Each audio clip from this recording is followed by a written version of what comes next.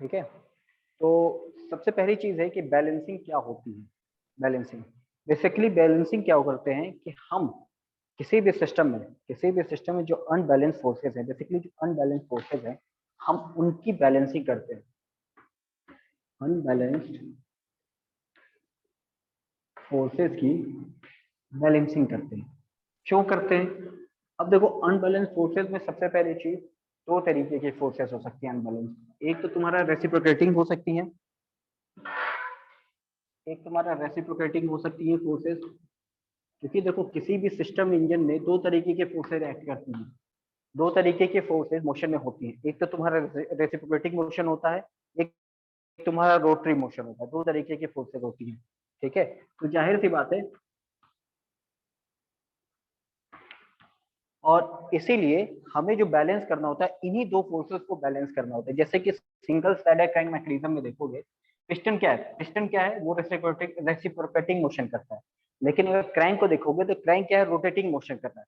और कोई मोशन होता है तुम्हारा, अगर कनेक्टिंग रॉड को देखते हो तो कनेक्टिंग रॉड भी एक तरफ से जनरल मोशन करता है। उसमें थोड़ी बहुत ट्रांसलेशन भी होते हैं और रोटरी मोशन भी होते हैं। तो हम ये कह सकते हैं कि वो तो जनरल मोशन है।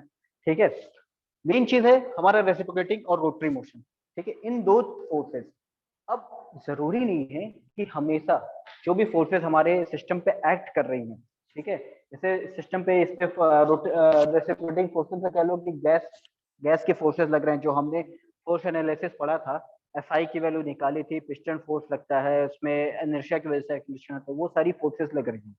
ठीक है। तो वो सारी जब फोर्सेस लग रही हैं, तो ऐसा होता है कि उस वो जो फोर्सेस होती है वो पूरी तरीके से कंप्लीटली बैलेंस नहीं होती। ठीक है, कंप्लीटली बैलेंस नहीं होते। हम कोशिश तो करते हैं, जैसे कोशिश तो करते हैं कि हम बैलेंस करें, लेकिन अनबैलेंस पूरी तरीके से नहीं हो पाती है। ठीक उसी तरह रोटेटिंग मासेस जो मूव करती हैं, उनको भी हम बैलेंस करते हैं, लेकिन वो भी पूरी तरीके से बैलेंस नहीं हो पाती है। वही अनबैलेंस फोर्सेज जो हैं, वही अनबैलेंस फोर्सेज क्या करती हैं, आगे चल के एक वाइब्रेशन को जनरेट करती हैं। और वही वाइब्रेशन जो हम, इसके अगला टॉपिक है, ये तुम्हारे इस सेमेस्टर के सिलेबस में नहीं है। ठीक है, हम आगे पढ़ते हैं, वाइब्रेशन के बारे में पढ़ते हैं। तो हम क्या करते हैं, हम बैलेंसिंग इसलिए करते हैं किसी भी सिस्टम की, जिससे कि हम सिस्टम में वाइब्रेशन जो जनरेट हो रही है उसको मिनिमाइज कर सकें। क्योंकि वाइब्रेशन एक ऐसी चीज है, वाइब्रेशन तुमने मशीन डिजाइन में पढ़ा होगा, fatigue load, fluctuating surface, fluctuating stresses fluctuating stresses के बारे में पढ़ा होगा।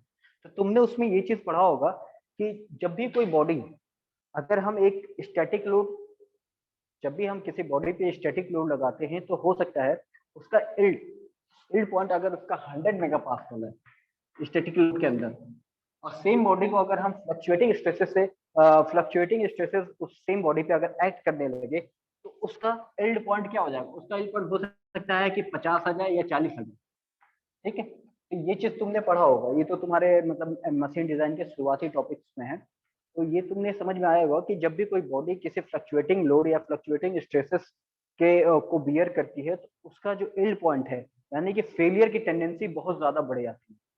वाइब्रेशन क्या है, वाइब्रेशन भी जो है, वाइब्रेशन भी वाइब्रेशन का अगर तो हम कर्व बनाते हैं तो कुछ इस तरह साइनसॉइडल कर्व होता है।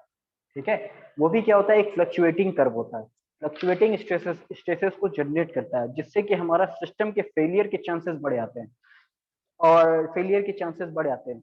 ठीक, तो ये तो समझ में आ गया कि वाइब्रेशन कैसे होता है। इसीलिए हम कोशिश करते हैं, हमारा काम क्या होता है कि हम क्या करते हैं, सिस्टम को वाइब्रेशन से बचाते हैं। हम कोशिश ये करते हैं कि हमारा सिस्टम कम से कम वाइब्रेट करे, कि जितना स्मूथली वर्क कर सकता है उतना स्मूथली करें। ठीक है, हम ये कोशिश करते हैं। ठीक, उसको खत्म करने का या उसको रिड्यूस करने का क्या तरीका है? एक तो सबसे पहले चीज, वाइब्रेशन प्रोड्यूस कहाँ से हो रहा है, उसका एक तरह से एक ओरिजिन कहाँ से हो रहा है, तो अनबैलेंस फोर्सेस की वजह से। अनबैलेंस फोर्सेस कहाँ से प्रोड्यूस है, इंजन सिलेंडर के अंदर, इंजन सिलेंडर के जो भी हमारी मशीनें वर्क कर रही हैं। तो अगर किसी हद तक, अगर हम उस अनबैलेंस फोर्सेस को बैलेंस कर देते हैं, किसी तरीके से बैलेंस कर देते हैं, तो हो सकता है हमारा वाइब्रेशन भी कम हो जाएगा। हमारे वाइब्रेशन को वो कम करेगा, तो अल्टीमेटली हमारा सिस्टम की लाइफ बढ़ जाएगी। तो हमें वही बैलेंसिंग पढ़ना है कि कैसे हम अन फोर्सेस को बैलेंस करेंगे। ठीक है। तो जब फोर्सेस को बैलेंस करने की बात आती है तो किसी भी इंजन सिलेंडर में, जैसे हमें अगर 4 स्ट्रोक इंजन की, हम 4 स्ट्रोक कह रहे हैं, हमें सिंगल स्लाइडर क्रैंक मैकेनिज्म की बात करनी थी। ठीक है, जो हमारा मेनली टॉपिक है वो सिर्फ सिंगल स्लाइडर की बात करता है, सिंगल स्लाइडर क्रैंक मैकेनिज्म की बात करता है। तो सिंगल स्लाइडर क्रैंक मैकेनिज्म में single single slider crank mechanism में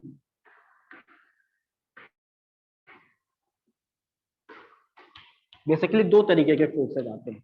एक तो तुम्हारा रेसिप्रोकेटिंग फोर्सेज जो कि पिस्टन पे तुम्हारा आता है, रेसिप्रोकेटिंग, और दूसरा आता है rotary motion, rotary forces, rotating forces. ठीक है, जो कि तुम्हारा क्रैंक पे आता है।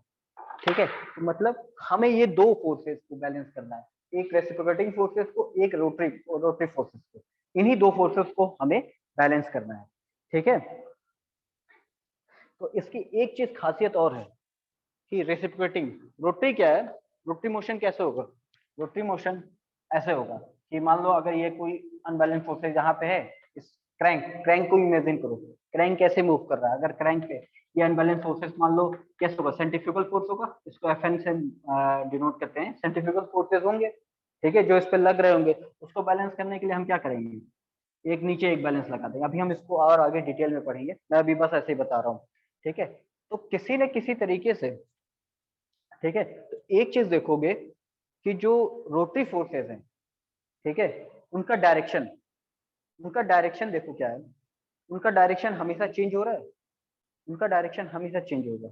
ठीक है, उनका डायरेक्शन हमेशा चेंज होगा, कभी इस पॉइंट पे लग रहा है, कभी इस पॉइंट पे लगेगा, कभी इस पॉइंट पे लगेगा, कभी इस पॉइंट पे लगेगा, कभी इस पॉइंट पे लगेगा, कभी इधर लगेगा। ठीक है, डायरेक्शन हमेशा चेंज हो रहा है, लेकिन इनकी जो मैग्नीट्यूड होती है ये हमेशा कांस्टेंट होती है। जो रोटरी फोर्सेस है उनके जो डायरेक्शन है हमेशा चेंज होता है, लेकिन मैग्नीट्यूड हमेशा कांस्टेंट होता है। और जब हम रेसिप्रोकेटिंग फोर्सेस की बात करते हैं, पिस्टन को एज्यूम करो, पिस्टन क्या है, या इस डायरेक्शन में इसको फोर्स लगेगा या इधर डायरेक्ट, तो उसका जो डायरेक्शन है वो हमेशा कांस्टेंट है। ठीक है, उसका डायरेक्शन हमेशा कांस्टेंट होगा, लेकिन एम्पलीट्यूड, पिस्टन की मूवमेंट जब तुम देखो, हम वेलोसिटी निकाल लेते, जब उसमें देखो कॉस थीटा, जब वेलोसिटी हम एनालिसिस कर रहे थे, काइनेमेटिक एनालिसिस ऑफ पिस्टन की कर रहे थे, तो उसमें देखना वेलोसिटी और एक्सेलरेशन के वैल्यू में कॉस 2 थीटा और साइन 2 थीटा आता है।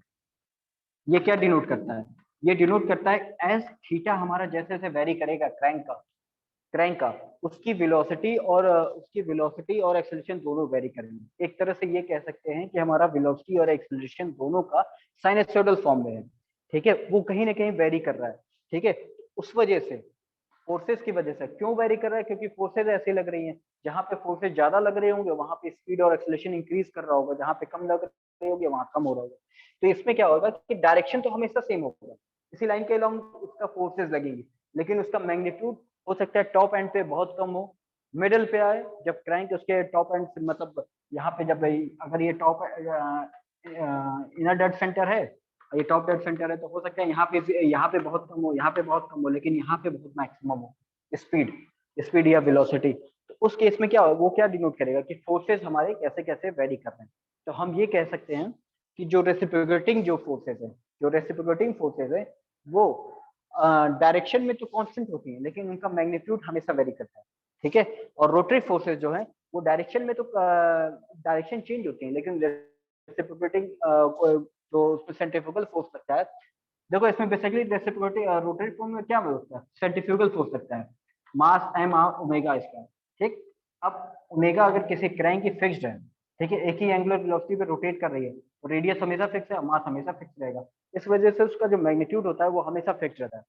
ठीक है, मैग्नीट्यूड हमेशा फिक्स रहता है, लेकिन डायरेक्शन उसका चेंज होता रहता है। उसी तरह से अगर रेसिप्रोकेटिंग मोशन की बात करोगे तो यहाँ पे देखो m इंटू ए, और ए का फॉर्मूला तुम्हें पता था v omega square r into यहाँ कॉस थीटा के फॉर्म में, जो काइनेमेटिक एनालिसिस हमने पढ़ा था उसके अकॉर्डिंग देखोगे तो यहाँ कॉस थीटा और साइन थीटा का कुछ टर्म आता है यहाँ पे आखिरी में।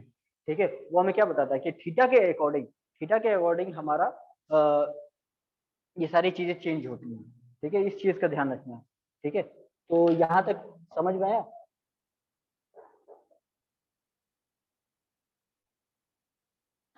तो अभी तक हम लोगों ने ये देख लिया था कि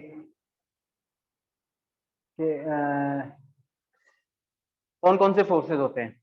अब हमें बैलेंस करना है, ठीक है। अब हम बारी बारी से पहले रोटेटिंग फोर्सेस को बैलेंस करेंगे, फिर रेसिप्रोकेटिंग फोर्सेस को बैलेंस करेंगे। पहले रोटेटिंग और फिर रेसिप्रोकेटिंग फोर्सेस को बैलेंस करेंगे। तो किसी भी फोर्सेस को बैलेंस, कोई भी बॉडी बैलेंस कब होती है? सबसे पहली चीज तो हमें ये पता होना चाहिए कि कोई भी बॉडी बैलेंस कब होती है। कंप्लीटली किसी भी बॉडी को अगर हम ये कहते हैं कि वो फुली बैलेंस है, तो कहने का मतलब क्या होता है? कि उसमें जो भी फोर्सेस लग रहे हैं वो जीरो हैं, और जो भी मूवमेंट लग रहे हैं कपल जो भी वो दोनों के दोनों अगर जीरो हैं, उनका समेशन, जितने भी फोर्सेस लग रहे हैं उनका समेशन और जितने भी मूवमेंट लग रहे हैं बॉडी में उनका समेशन अगर इक्वल टू जीरो है, तो हम ये कह सकते हैं कि वो पूरी की पूरी बॉडी फुली बैलेंस्ड है, या इक्विलिब्रियम, या ये कह सकते हैं इक्विलिब्रियम स्टेट में।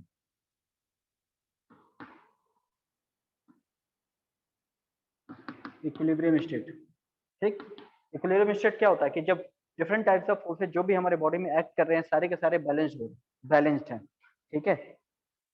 तो इसी बेसिस पे हमारे जब बैलेंसिंग हम जब पढ़ते हैं तो इसमें दो तरीके की बैलेंसिंग होती है। एक स्टैटिक बैलेंसिंग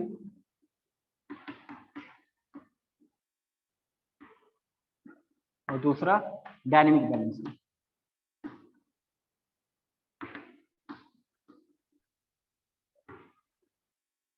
ठीक।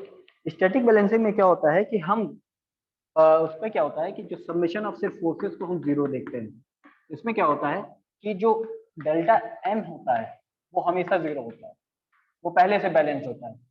सिर्फ हमें summation of F, different types of forces जो बॉडी पे एक्ट कर रहे हैं उनके समेशन को जीरो चेक करना होता है, ठीक है, बैलेंस करने के लिए। लेकिन डायनेमिक बैलेंसिंग में क्या होता है कि हमें दोनों चीजों को, मोमेंट और फोर्सेस दोनों को कंसीडर करना पड़ता है, दोनों को कंसीडर करना पड़ता है डायनेमिक बैलेंसिंग में। तो हम सबसे पहले पहले स्टैटिक बैलेंसिंग के बारे में पढ़ेंगे, उसके बाद डायनेमिक बैलेंसिंग के बारे में पढ़ेंगे। तो अटेंडेंस मुझे भेज देना अभी।